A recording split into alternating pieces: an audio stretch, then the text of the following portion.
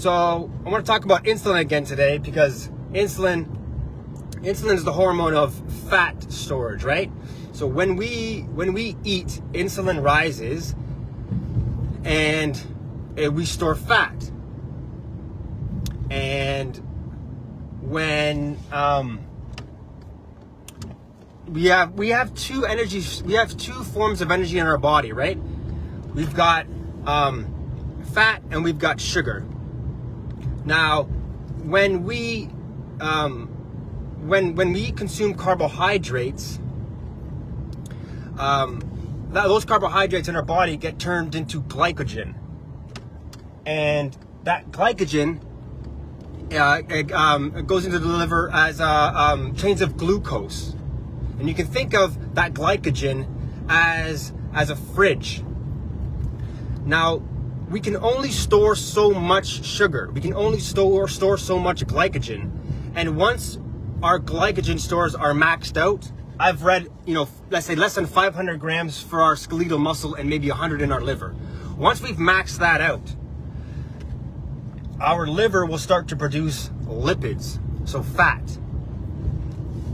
And when we don't eat, insulin falls, which means our body will go for the sugar as energy and it will go for the fat. So think of glycogen as a fridge and think of fat as a freezer. Okay, you got your fridge upstairs and it can only hold so much, and you got your freezer downstairs which can hold a lot more, right? It's the reason why they can have shows like the 600-pound Virgin, right? They have a lot of freezers down there. So what's the point? Why does this matter?